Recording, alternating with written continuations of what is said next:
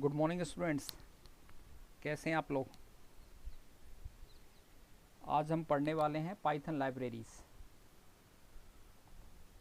देखिए, कुछ Python libraries के बारे में ऑलरेडी हम क्लास 11th में डिस्कस कर चुके हैं, तो अब दोबारा से उसके बारे में डिटेल में जानेंगे। ठीक है, तो पाइथन लाइब्रेरीज़ होती क्या, सबसे पहले ये समझने की कोशिश करते हैं। अब देखिए, आपने क्लास 11th में जब अपने प्रोजेक्ट बनाए थे तो कुछ इंस्टॉल किया था, तो याद कीजिए आप पिप इंस्टॉल टीकेंटर, पिप इंस्टॉल नमपाई। तो ये नमपाई और टीकेंटर है क्या है, एक्चुअल में ये आपकी लाइब्रेरीज़ हैं, पाइथन लाइब्रेरीज़ हैं। ठीक है, तो इनके द्वारा अगर इसके अंदर इनकी फंक्शनैलिटीज़ को आपको यूज़ करना है तो आपको क्या करना पड़ेगा, इनको अपने प्रोग्राम के अंदर क्या करना पड़ेगा, इंस्टॉल करना पड़ेगा, इंपोर्ट करना पड़ेगा। ठीक है, तो पाइथन लाइब्रेरीज़ क्या होती हैं एक्चुअल में। ठीक है, तो ये library refers to a collection of module that cater to a specific type of need. अब देखिए, अलग अलग नीड होती है किसी की, कोई बहुत सारे प्रोग्रामर होते हैं, किसी को जैसे जीयूआई एप्लीकेशन बनानी है तो उसको टीकेंटर का यूज़ करना पड़ेगा। ठीक है, डेटा फ्रेम के ऊपर काम करना है तो उसको पांडास का यूज़ कर सकता है। तो इस तरह से मतलब डिफरेंट टाइप के, जैसे साइंटिफिक आपको एप्लीकेशन डिजाइन करनी है तो वो साईपाई का यूज़ कर सकता है। तो इनको यूज़, तो ये कहलाती हैं आपकी पाइथन लाइब्रेरीज। ठीक है, तो किसी स्पेसिफिक नीड को पूरा करती हैं ये, तो ये चीज़ कहलाती है आपकी पाइथन लाइब्रेरीज, जिनको हम अपने पिप इंस्टॉल कमांड के थ्रू क्या करते हैं, इसको इंस्टॉल करते हैं। तो वो आपने लिखा किया ही होगा। ठीक है, जो मैंने आपको बताया है उसका प्रैक्टिकल करके भी क्लास 11th में आपको बताया है। ठीक है, तो ये हम यूज़ कर सकते हैं। तो क्लियर हो गया आपको पाइथन लाइब्रेरीज। अब देखिए, एक चीज़ और है इसमें, पहले मॉड्यूल होते हैं और मॉड्यूल को ही मिला करके क्या बना दिया जाता है, पहले प्रोग्राम्स होते हैं, प्रोग्राम्स को मिला के मॉड्यूल बनाया जाता है और मॉड्यूल को ही मिला के क्या बना दिया जाता है, लाइब्रेरीज मिला दिया जाता है। तो कई सारे मॉड्यूल से मिलकर के आपके क्या बनती है, पाइथन लाइब्रेरीज बनती है। तो ये आपके क्या, ये हो गया आपका पाइथन लाइब्रेरीज का कॉन्सेप्ट। ठीक है, अब स्टूडेंट्स, आप कौन कौन से पाइथन लाइब्रेरीज हैं, देखिए तो बहुत सारी पाइथन लाइब्रेरीज हैं इसके अंदर। आपको पता है कि पाइथन एक समुद्र है, बहुत विशाल इसके अंतर्गत लाइब्रेरीज है। अब इसमें कुछ अधिकतर लाइब्रेरीज जो है, जो हमारे काम बेसिकली काम में आती रहती हैं, तो उनके बारे में आपको पता ही होगा और उसके बारे में छोटा मोटा हम डिस्कस भी करेंगे। ठीक है, तो देखिए आपका सबसे पहले आती है पाइथन आपकी स्टैंडर्ड लाइब्रेरीज। स्टैंडर्ड लाइब्रेरीज का मतलब है वो आपको बिल्ट इन ही आती हैं, उसको जनरली क्या करना पड़ेगा आपको, कुछ चीज़ें तो ऐसी आती हैं, मतलब स्टैंडर्ड होती हैं। कुछ फंक्शन तो ऐसे होते हैं आपको बिल्ट इन ही, आपको जैसे ही पाइथन इंस्टॉल करते हो उसके साथ ही इंस्टॉल होके आ जाते हैं। ठीक है, तो स्टैंडर्ड लाइब्रेरीज के अंदर जैसे आपका मैथ मॉड्यूल हो गया, रैंडम मॉड्यूल हो गया, स्टैटिस्टिक्स मॉड्यूल हो गया। ठीक है, तो ये चीज़ आपका कहलाता है पाइथन स्टैंडर्ड लाइब्रेरीज के अंदर आता है। अब देखिए नमपाई, नमपाई लाइब्रेरीज आपको पता है कि अगर एरे को डील करना है, आप लोग एरे से रिलेटेड प्रोग्राम आपको बनाने हैं, तो वो किस में जाना पड़ेगा, आपको कौन सा इंस्टॉल करना पड़ेगा, नमपाई। ठीक है, नमपाई पैकेज को या लाइब्रेरीज को आपको इंस्टॉल करना पड़ेगा। अब है साईपाई, साईपाई भी देखो काफ़ी फेमस है, एक लाइब्रेरीज है जो साइंटिफिक एप्लीकेशन बनाने के लिए जनरली इसको यूज़ में लाया जाता है। ठीक है, जो टीकेंटर को आप तो यूज़ कर ही चुके हैं, अधिकांश स्टूडेंट लगभग लगभग 60% स्टूडेंट टीकेंटर का यूज़ कर ही चुके हैं 11th क्लास में। तो टीकेंटर का यूज़ जो होता है आपको जनरली जीयूआई बेस्ड एप्लीकेशन बनाने के काम में आता है। ठीक है, ग्राफिकल यूज़र इंटरफेस से रिलेटेड कुछ एप्लीकेशन बनाना है तो वो किसके थ्रू बना सकते हैं, आप टीकेंटर के थ्रू कर सकते हैं। अब आपका है मैटप्लॉटलिब। अब की बार हालांकि क्लास 12th में मैटप्लॉटलिब का सिलेबस से हटा दिया गया है, लेकिन ये काफ़ी अच्छी फंक्शनलिटीज़ प्रोवाइड करता है। ठीक है, तो डिफरेंट टाइप्स के चार्ट इसमें बनाए जा सकते हैं मैटप्लॉट लाइब्रेरीज का यूज़ करके। ठीक है स्टूडेंट्स, अब बारी आती है कि स्टूडेंट्स के अपना किसी उस चीज़ को, मॉड्यूल को किस तरह से हम इंपोर्ट करें अपने प्रोग्रामिंग के अंदर। ठीक है, तो पहले तो आपने पैकेज को, पूरा पैकेज होता है जैसे टीकेंटर का हो गया, नमपाई का हो गया, पूरा पैकेज को आपने इंस्टॉल कर लिया। इंस्टॉल करने के बाद में किसी पर्टिकुलर मॉड्यूल को आपको क्या करना है, इंपोर्ट करना है। तो उसके लिए हम जनरली क्या कौन सा यूज़ करेंगे, इंपोर्ट स्टेटमेंट का यूज़ करते हैं। ठीक है, तो इंपोर्ट स्टेटमेंट का यूज़ होता है, तो अगर किसी पर्टिकुलर मॉड्यूल को आपको इंपोर्ट करना है तो उसमें लिखिए, अगर सारे उसके फंक्शन को यूज़ करना है कभी कभी ऐसा होता है कि हमको याद नहीं रखना पड़ता कि किस फंक्शन का यूज़ करें, एक फंक्शन का दो को याद नहीं है आपको, तो डायरेक्ट आप इंपोर्ट और उस मॉड्यूल का नाम लिखेंगे तो वो सारे का सारा जितने भी फंक्शन है उस मॉड्यूल के अंदर वो सब क्या हो जाएंगे, आपके इंपोर्ट हो जाएंगे। लेकिन आप चाहते हैं कि यार पूरा क्यों इस सारे के सारे मॉड्यूल को इंपोर्ट करें अपने प्रोग्राम के अंदर, इसके लिए हमको सेलेक्टेड उसको ऑब्जेक्ट को ही आपको करना है। तो उसके लिए आपको जो कमांड होगी वो होगी फ्रॉम, देन मॉड्यूल का नाम, देन इंपोर्ट, और इसके बाद में उस पर्टिकुलर ऑब्जेक्ट का नाम जिसको आप अपने प्रोग्राम में इंपोर्ट कर रहे हैं। जैसे मैथ्स का जैसे पी है, आप पी जानते हो, जैसे पाई की वैल्यू अगर आपको इंपोर्ट करानी है, पाई से रिलेटेड कुछ प्रोग्राम आपको बनाना है, कांस्टेंट होता है, आपको पता है उसकी वैल्यू 3.14 और समथिंग लाइक दैट होती है। तो उसके बाद में अगर आपको करना है तो इसके बाद में फ्रॉम मैथ इंपोर्ट और पाई, ठीक है, तो इसका यूज़ करके आप ऐसे कर सकते हैं। या अदरवाइज अगर ये नहीं करना है तो अगर पूरे मॉड्यूल को यूज़ करना है तो हम क्या करेंगे, इंपोर्ट मैथ्स, ठीक है। तो इसमें एक चीज़ और है कि अगर आपको एक साथ दो फंक्शन को यूज़ करना है तो किस तरह से कर सकते हैं, फ्रॉम मैथ्स, इसके बाद में import, then SQRT, then power. जैसे दो को अगर दो फंक्शन को आपको यूज़ करना है तो इस तरह से कर सकते हैं। तो मैथ मॉड्यूल के बारे में हम ऑलरेडी क्लास 11 में डिस्कस कर चुके हैं, अब इसमें ज़्यादा मैं डिस्कस नहीं करूँगा। तो देखिए मैथ मॉड्यूल में जो फंक्शन होता है, सील मैंने आपको बताया था, सील बताया था, दोनों इसका अपोजिट क्या होता है, फ्लोर, ठीक है। ये आपको जनरली क्या है कि आपको जैसे राउंड फंक्शन का यूज़ करते हैं, सील में क्या होगा, आपको राउंड ऑफ ऊपर की तरफ ही होगा, और फ्लोर के अंदर क्या होगा, राउंड ऑफ आपको नीचे की तरफ ही होगा। पावर कैलकुलेट करना है x, y, SQRT करना है, साइन कॉस, इससे रिलेटेड करना है। तो ये हम लोग क्लास 11 में पढ़ चुके हैं, इसके बारे में ज़्यादा डिस्कस नहीं करूँगा। लेकिन स्टूडेंट्स ये अब की बार के सिलेबस जो है उस सिलेबस में 12th क्लास में स्पेशली इनको ऐड कर दिया गया है, तो ये इनसे रिलेटेड भी क्वेश्चन आपको क्लास 12 के अंतर्गत अभी आएगा इस साल। तो इनको आप दोबारा से रिवाइज कर लेना, अगर कोई दिक्कत हो तो मेरे से पूछ लेना, ठीक है। अब एक चीज़ मैंने नहीं पढ़ाया था पाई का, अगर जैसे पाई एक कांस्टेंट है तो वेल नोन मैथमेटिकल कांस्टेंट है, ठीक है। तो इसको आप यूज़ करते ही हो मैथमेटिक्स के अंदर, तो इसकी जो वैल्यू होती है ये 3.1415 926535897993 लाइक दैट होती है, ठीक है। तो इस तरह से आपको कांस्टेंट की वैल्यू अगर आपको प्रोग्राम बनाना है तो इसको हम कैसे यूज़ कर सकते हैं। तो इसके लिए देखिए आपको कौन सा होता है, इंपोर्ट और मैथ्स और math.py। तो देखो इसको मैं करके बताता हूँ आपको, यहाँ कॉपी कर लेता हूँ, ठीक है। तो देखिए इसको पेस्ट कर लीजिए, परसेंटेज पेस्ट, ठीक है। तो देखिए इसकी वैल्यू आपको इस तरह से प्रिंट हो गई। तो PI तो इंपोर्ट मैथ्स किया आपने और maths.py, तो इस तरह से इसकी वैल्यू को हम क्या कर सकते हैं, प्रिंट कर सकते हैं, ठीक है। इसके बाद में स्टूडेंट्स आता है आपका, काफ़ी इसमें से क्वेश्चन आता है, ये आउटपुट के रूप में पूछा जाता है रैंडम मॉड्यूल के ऊपर। तो आपको पता है रैंडम जनरेटर होता है, रैंडम नंबर का अगर आपको जनरेट करना है तो रैंडम नंबर का कॉन्सेप्ट मैंने आपको बताया था कि रैंडम वैल्यू निकालना है, ठीक है। एक क्लास में माना 40 स्टूडेंट है, मुझे एक स्टूडेंट को मॉनिटर बनाना है। अगर ये है कि ये मत नहीं हो रहा है कि कई सारे उसके मेरे पास में कैंडिडेट हैं, सर मुझे मॉनिटर बनाइए, मुझे बनाइए, लेकिन मैं चाहता हूँ कि चलो इसका किस्मत से फैसला करते हैं, ठीक है। तो रैंडम कंप्यूटर जो निकाल देगा उसी स्टूडेंट को हम क्या करेंगे, मॉनिटर बना देंगे। तो इस तरह का हमको अगर करना है, लॉटरी टाइप निकालना है, तो हम क्या कर सकते हैं, रैंडम मॉड्यूल का यूज़ कर सकते हैं, ठीक है। तो इसमें कई सारे इसके वर्जन हैं रैंडम नंबर जनरेटर के।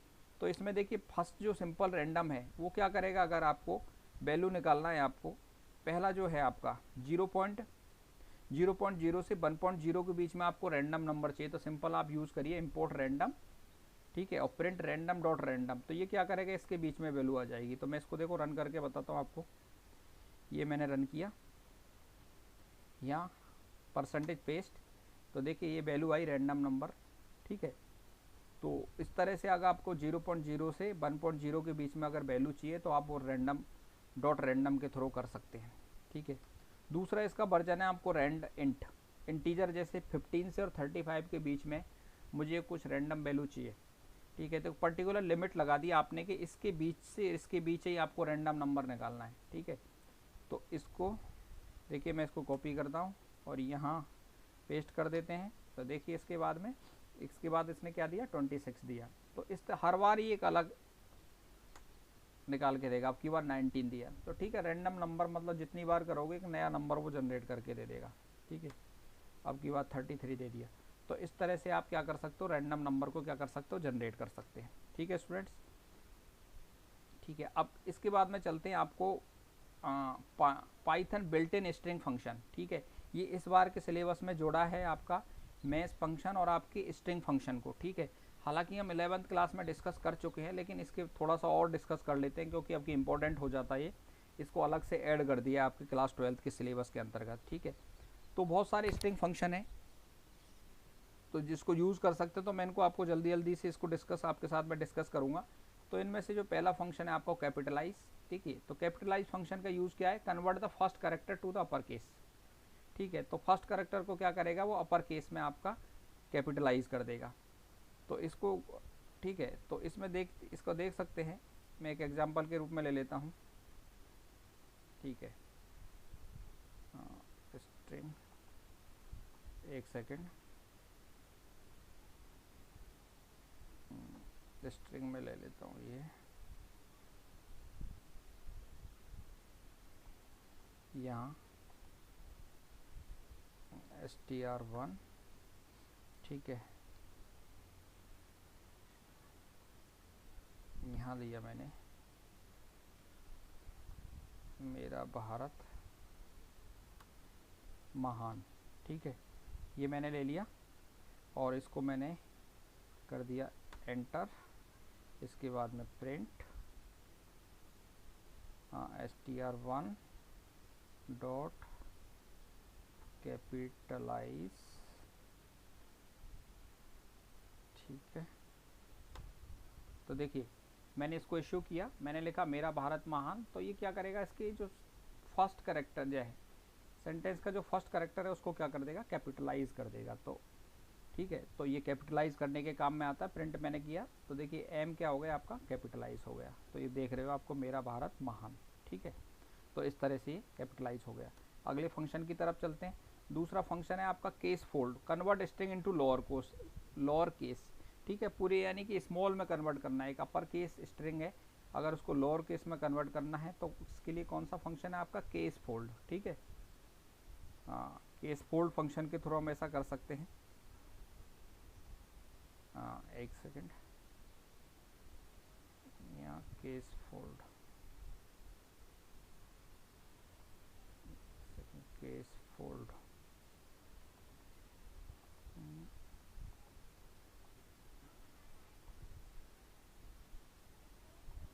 देखते हैं, ठीक है। ये str1 कैप्स में कर लेते हैं इसको पहले, मेरा भारत महान, ठीक है। इसके बाद में प्रिंट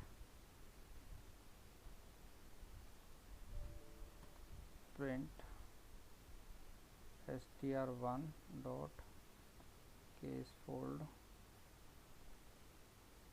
ठीक है। देखिए स्मॉल में कन्वर्ट हो गया केस फोल्ड फंक्शन के थ्रू। str1 में लिखा था मैंने मेरा भारत महान, और जैसे ही प्रिंट मैंने इसको किया str1 डॉट केस फोल्ड, तो इसने पूरे के पूरे केस में कन्वर्ट कर दिया आपको, ये आपको कन्वर्ट कर दिया। तो इसको देख सकते हैं आप, ठीक है। तो देखिए इसको यहाँ आप इसको देख सकते हैं, इसका आउटपुट है मेरा भारत महान। ये किस में था आपका, ये था आपका स्मॉल में, तो इसने इसमें किस में कन्वर्ट कर दिया, इसको कैप्स में कन्वर्ट कर दिया है, ठीक है। तो इस तरह से हम इसको कर सकते हैं, ठीक है। तो इसके बाद में ये चीज़ हमने देख लिया, ठीक है। तो इसके बाद में अगले उस पर चलते हैं, अगले फंक्शन की तरफ, ठीक है।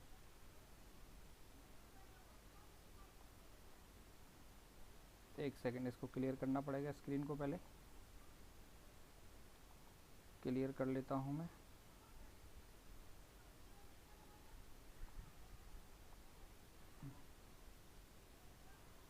क्लियर स्क्रीन, ठीक है। इसके बाद में ये अगला जो फंक्शन है, ठीक है, ये हो गया। इसके बाद में देखते हैं आपका काउंट फंक्शन। तो return the number of times specify value occurred in a string, ठीक है, काउंट करना है कोई पर्टिकुलर वैल्यू है किसी स्ट्रिंग के अंतर्गत, उसको काउंट कर रहे हैं आपको, तो काउंट फंक्शन के थ्रू हम ऐसा कर सकते हैं। तो ये एग्जांपल देखेंगे str1 में, फिर दोबारा मैं लिख रहा हूँ। तो इसमें जैसे मैंने str1 है मेरा भारत और मेरा इंडिया, ये एक स्ट्रिंग है और इसको मैं काउंट करना चाह रहा हूँ कि इसमें मेरा कितनी बार आया, ठीक है। तो देखो इसको मैं यहाँ कॉपी कर लेता हूँ, ये मैंने कॉपी कर लिया और इसके बाद में इसको मैं यहाँ क्या करता हूँ, पेस्ट कर देता हूँ, ठीक है, यहाँ पेस्ट कर दिया, ये पेस्ट कर दिया। तो पेस्ट में आप देखोगे ये जनरली, एक सेकेंड, काउंट मेरा एंड ऑफ द पेस्ट, हाँ प्रिंट कर लेते हैं एक्स की वैल्यू को। तो मैंने कर लिया, क्योंकि देखिए यहाँ मेरा भारत str1 के अंदर मेरा भारत और मेरा इंडिया है, और मैंने एक्स की वैल्यू में str1 डॉट काउंट, और मेरा शब्द को मैं क्या कर रहा हूँ, काउंट कर रहा हूँ। और इसके बाद में एक्स में आ जाएगा तो प्रिंट क्या कर लेते हैं हम, एक्स, ठीक है, एक्स कर लिया तो एक्स की वैल्यू कितनी आ गई, 2 आ गई, ठीक है। प्रिंट एक्स कर सकते हैं, सिंपल एक्स कर सकते हैं, वो इस तरह से आपका प्रिंट हो जाएगा, ठीक है। इसके बाद में अगला देखते हैं, ठीक है, जल्दी जल्दी से देख लेते हैं।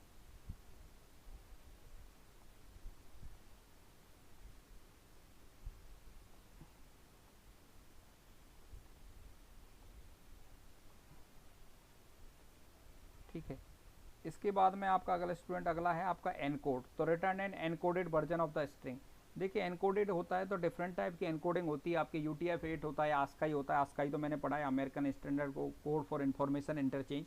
तो इससे रिलेटेड आपको अगर किसी कोडिंग के अंदर कन्वर्ट करना है, ठीक है, और वो चेक करना है कि अगर उसमें एनकोडिंग आस्काई में कर दे और कुछ एरर है तो उसको बैकस्लैश के साथ में कर दे। तो यहाँ देखोगे आप, मैंने माई नेम इज स्टेल, इस तरह से कुछ अजीब से एक करेक्टर मैंने लिया है। तो देखेंगे इसको यूज़ करके कि ये क्या चीज़ प्रिंट करता है। तो इसमें कोई एरर आएगी उसको किस करेक्टर से रिप्लेस कर देगा, ये इस करेक्टर से बैकस्लैश रिप्लेस के साथ में कर देगा, ठीक है। इसको प्रिंट करके देखते हैं, ठीक है, यहाँ कॉपी कर लिया मैंने और इसको मैंने यहाँ कर लिया आपका, यहाँ पेस्ट कर लिया, ठीक है। तो देखिए इसके अंतर्गत ये जो मैंने लिखा है माई नेम इज स्टेल, तो इसके अंतर्गत इसने क्या किया कि यहाँ तक तो इसको समझ में आ रहा है। इसके बाद में जो कुछ अजीब से अक्षर हैं ये, तो इसको क्या करेगा ये, इसके साथ में ये बैकस्लैश के साथ में इनके साथ में रिप्लेस कर देगा, यानी कि वो रीड नहीं कर पा रहा है उसको एरर को, वो एक एरर है क्योंकि आस्काई कैरेक्टर में नहीं है वो वैल्यू, तो उसको रीड नहीं कर पा रहा, तो इसके साथ में उसने बैकस्लैश के साथ में उसको प्रिंट कर दिया, ठीक है। इसके बाद में अगले फंक्शन की तरफ देखते हैं, एंड विद। एंड विद का स्टूडेंट ऐसा है कि अगर आपको किसी को ये है कि return the true if the string and with A specified value. अब आपको चेक करना है कि किसी वैल्यू को स्ट्रिंग है, किसी वैल्यू के साथ में एंड हुई है तो वो ट्रू रिटर्न करेगा। तो देखिए text equals to hello Raj welcome to India, और डॉट के साथ में मैंने इसको एंड कर दिया। तो आप चाहते हैं कि टेक्स्ट के अंदर हेलो है तो एंड विद अगर 0 से हुआ है तो वो क्या रिटर्न कर देगा, आपका ट्रू रिटर्न कर देगा, अदरवाइज क्या रिटर्न करेगा, आपका फॉल्स रिटर्न कर देगा, ठीक है। इसको कॉपी कर लेते हैं, ठीक है, इसको मैं पेस्ट कर देता हूँ। तो देखिए इसको इसने क्या ट्रू कर दिया क्योंकि डॉट के साथ में हुई है। अब अगले फंक्शन की तरफ चलते हैं। इसके बाद में आपका expand tab, set the tab size of the string. अब देखिए आपको एच, पहला मैंने लिखा एच, फिर टी, या बैकस्लैश टी का मतलब है टैब रिप्रेजेंट कर रहा है, फिर ई लिखा, फिर अगला बैकस्लैश टी, फिर टैब है, फिर ये अगला बैकस्लैश टी टैब है, अगला बैकस्लैश टी टैब है। तो इसको आप चाहते हैं कि इस तरह से कि स्ट्रिंग आपने लिख दिया और उसको टैब साइज आपने डिफाइन कर दी, 2 है, 3 है, 4 है, 5 है। तो आपने अगर जैसे इसको 5 कर दिया या 4 कर दिया, 4 कर देता हूँ, तो देखो उसी हिसाब से ये करेक्टर आपको क्या हो जाएंगे, टैब साइज के अंतर्गत डिस्ट्रीब्यूट हो जाएंगे। देखिए तो इस तरह से इसमें मैंने 4 दे दिया तो 4 के उसमें गैप में ये सारे के सारे अक्षर आ गए। तो बैकस्लैश टी का मतलब होता है टैब, तो जहाँ जहाँ बैकस्लैश टी का मतलब है उसका मतलब है टैब। तो टैब की साइज जितनी होगी उसी हिसाब से ये क्या होंगे, आगे 4 साइज में, मतलब टैब की 4 स्पेस का जंप हो जाएगा टैब में, ठीक है। तो इस तरह से टैब आपका टैब साइज फंक्शन का यूज़ कर सकते हैं। इसके बाद में स्टूडेंट आता है फाइंड। हालांकि हम पिछली लिस्ट वगैरह के साथ में इसको पढ़ ही चुके थे। तो क्या करता है फाइंड फंक्शन, आपको स्पेसिफाई वैल्यू रिटर्न करता है किस पोजीशन पे आपकी कोई वैल्यू है, ठीक है। तो यहाँ देखोगे स्टूडेंट्स तो यहाँ टेक्स्ट में मैंने लिखा है hello welcome to my bird, ठीक है। तो वेलकम बर्ड अगर किस पोजीशन पे है तो आप गिनोगे। एक चीज़ और याद रखना, जीरो से काउंटिंग करना होता है और स्पेस को भी गिनना होता है, ठीक है। तो यहाँ 0 1 2 3 4 5 6, ठीक है। तो इसको प्रिंट देख लेते हैं, ठीक है। ये कॉपी कर लिया और इसके बाद में मैं इसको क्या कर लेता हूँ, यहाँ पेस्ट कर लेता हूँ, परसेंटेज पेस्ट। तो देखिए 6 पोजीशन पे आ गया।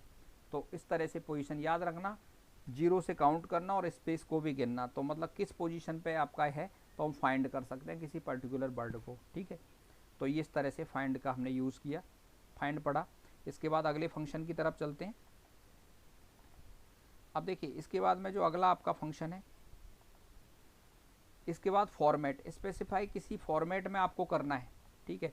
तो यहाँ देखिए फॉर्मेटिंग करना है, यानी कि आपने देखा होगा कि पॉइंट के बाद में अगर आपको पॉइंट लगाना है तो यहाँ देखो, इसमें देखोगे फॉर ओनली मैंने वर्ड लिखा है। इसके बाद प्राइस, प्राइस ये प्लेस होल्डर है और डॉट 2f का मतलब है 2, इसके बाद पॉइंट, 2 पॉइंट लग जाएंगे, इसके बाद में डेसिमल पॉइंट लग जाएंगे 0 0, ठीक है। तो मैंने लिखा है print text dot format price place holder पे, यानी प्राइस की जगह 49 आ जाएगा और डॉट 2f के क्या आ जाएगा, 2 आपके 0 आ जाएंगे, यानी डेसिमल पॉइंट के बाद में। देखते हैं इसको, ठीक है।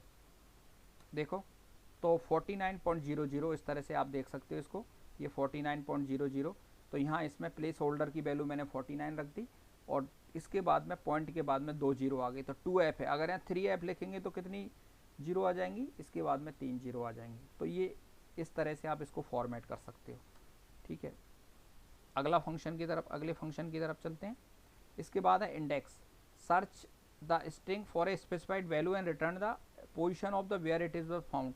तो किस पोजीशन पे कौन सा आपका कैरेक्टर है, तो ठीक है। वेलकम की वो इंडेक्स बताता है कि किस इंडेक्स पे है, ठीक है। तो सर्च के फाइंड के जैसा ही है, ठीक है। तो इसमें इंडेक्स फंक्शन को हम क्या यूज़ कर सकते हैं, इंडेक्स का एक होता है, अगर माना लेटा सपोज यहाँ वेलकम 2 वेलकम होते तो उसकी जगह जो फंक्शन यूज होगा वो एफ इंडेक्स होगा, ठीक है। लास्ट वाला अगर 2 एक वेलकम है, एक वेलकम और इसके अंदर स्ट्रिंग के अंतर्गत होता, तो अगर उसमें यूज़ करते, ये वाला इंडेक्स क्या करता है, सिंपल आपका फर्स्ट इंडेक्स की वैल्यू को वेलकम को बता देगा इस पोजीशन पे।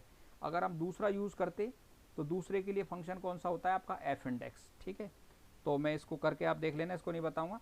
इसके बाद में आपका इज एलनम फंक्शन है, इज एल्फा न्यूमेरिक, ये करता है ट्रू रिटर्न करेगा अगर आपकी वैल्यू इज एल्फा न्यूमेरिक है। तो देखिए इसको मैं कॉपी कर लेता हूँ, यहाँ इसको कॉपी कर लिया, इसके बाद में इसको पेस्ट कर देते हैं। तो देखिए ट्रू दिखा दिया, क्योंकि जो वैल्यू मैंने लिया कंपनी 12, तो ये दोनों ही इसमें वैल्यू हैं, यानी अल्फ़ा वैल्यू है और न्यूमेरिक भी वैल्यू है, तो दोनों ही वैल्यू होंगी तो उसको केस में बता देगा, अल्फ़ा न्यूमेरिक वैल्यू में ट्रू बता देगा, ठीक है। इसके बाद में आपका इसी तरह से इस डिजिट है, अगर उसमें डिजिट ही डिजिट हुई तो ट्रू बताएगा, अदरवाइज कुछ दोनों मिक्सर हुआ, वैल्यू मिक्स हुई तो उस केस में क्या बताएगा, फॉल्स बताएगा। इसी केस के साथ में इज लोअर फंक्शन है, इज लोअर फंक्शन ये बताता है कि अगर स्ट्रिंग आपकी पूरी लोअर केस में है तो ट्रू बताएगा, अदरवाइज फॉल्स बताएगा। इसका अपोजिट इज अपर है, ठीक है। इसके बाद में इज न्यूमेरिक है, अगर केवल न्यूमेरिक वैल्यूज हैं तो वो ट्रू बताएगा, अदरवाइज फॉल्स बताएगा। ऑल कर, इसके बाद में इज स्पेस है, अगर पूरी की पूरी स्ट्रिंग के अंदर स्पेसिस हैं, कोई भी वैल्यू नहीं है तो उस केस में ट्रू बताएगा, अदरवाइज क्या बताएगा, फॉल्स बताएगा। इसके बाद जो अगला फंक्शन है आपका इज अपर फंक्शन है, इज अपर फंक्शन मैंने बता दिया, इसके ट्रू बताएगा सारे के सारे, अगर उसमें अपर केस के अंतर्गत है कोई स्ट्रिंग तो उसको ट्रू बताएगा, अदरवाइज क्या फॉल्स बताएगा। इसके बाद में आपको क्या है, कन्वर्ट करना है किसी स्ट्रिंग को, तो इसमें हम लोअर स्ट्रिंग का यूज़ करते कन्वर्ट कर सकते हैं लोअर केस के अंतर्गत। तो स्टूडेंट याद रखना, इज वर्ड लिखा है, जहाँ भी किसी फंक्शन के साथ में इज लगा हुआ दिखे आपको तो समझ जाना ये लॉजिकल रिजल्ट आएगा, या तो ट्रू में आएगा या फॉल्स में आएगा, ठीक है। तो उस हिसाब से आप इसको समझ जाना। रिप्लेस में है, किसी पर्टिकुलर वैल्यू को किसी स्पेसिफिक उससे रिप्लेस करना चाहते हैं तो उसमें रिप्लेस फंक्शन का आप यूज़ कर सकते हैं, ठीक है। इसके बाद में स्प्लिट, स्प्लिट हम पढ़ ही चुके हैं, ठीक है। किसी इस पे काफ़ी ज़्यादा प्रोग्रामिंग के अंतर्गत स्टूडेंट ये काम में आएगा, ये वाला फंक्शन स्प्लिट का। तो किसी स्ट्रिंग को अगर तोड़ना है आपको तो स्प्लिट का यूज़ कर सकते हैं। तो मैंने देखा ये वेलकम टू द जंगल मैंने लिखा तो स्प्लिट कर दिया उसने, एक एक वर्ड को तोड़ दिया, वेलकम को अलग तोड़ दिया, टू को अलग तोड़ दिया, द जंगल, ठीक है। तो इस तरह से आप इसको स्ट्रिंग को क्या कर सकते हो, तोड़ सकते हो स्प्लिट फंक्शन के थ्रू। स्ट्रिप, एक स्ट्रिप फंक्शन होता है, स्टूडेंट क्या करता है, ट्रिम। अगर माना किसी स्ट्रिंग ऐसी हो सकती है इसकी शुरुआत में और लास्ट में क्या हो सकते हैं, वाइट स्पेसिस हो सकते हैं, तो आप वाइट स्पेसिस को हटा के इसको प्रोसेस करना है तो इसको स्ट्रिप फंक्शन का यूज़ कर सकते हैं, जिसके द्वारा लीडिंग स्पेसिस और ट्रेलिंग स्पेसिस दोनों के दोनों ही हट जाएंगे। इसके बाद में स्टूडेंट होता है अपर फंक्शन। ये क्या करता है, किसी स्ट्रिंग को अपर केस में कन्वर्ट करने के काम में आता है। ठीक है, तो स्टूडेंट इससे रिलेटेड जो भी आपकी क्वेरी है मुझे उसको व्हाट्सएप पे पूछ लीजिए। ठीक है, और इससे रिलेटेड होमवर्क आपको कल मिल जाएगा। तो आज के लिए बस इतना ही, धन्यवाद।